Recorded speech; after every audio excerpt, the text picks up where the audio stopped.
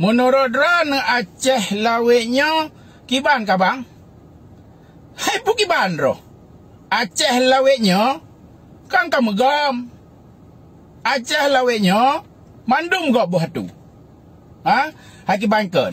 Ubena Forkopimda di Provinsi Aceh mandum kan orang Aceh.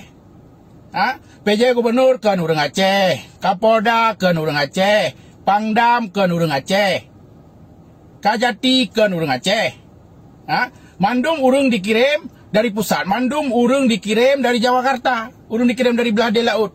Mandum pemain impor. Malah leweknya kan Wali Nanggro kah dikira Forkopimda sih.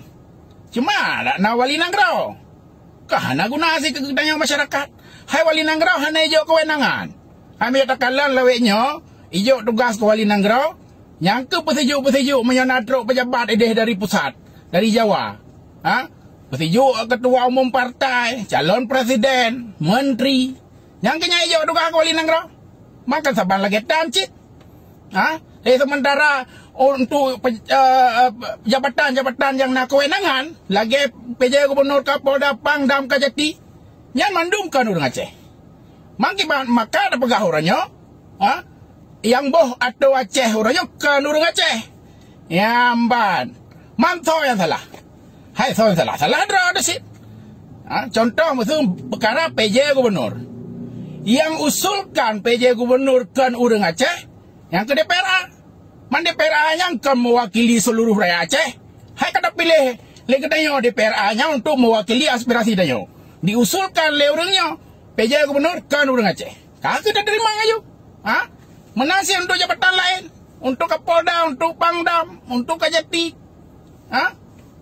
Yang mandum-mandum yang sebetul ini ditanya sebagai rakyat Aceh nah untuk talake bak pemerintah pusat ada mejut burung Aceh. Masa dari 5 juta bertuh ribu masyarakat Aceh yang tinggal di Aceh dan 1 juta masyarakat Aceh di luar Aceh yang di luar Nanggro. Hana mesti dua orang Aceh yang layak jut ke PJ Gubernur, ke Kapolda, ke Pangdam. Ada medekan lagi tokoh-tokoh Aceh, elit-elit Aceh kan gelobi Pak Presiden.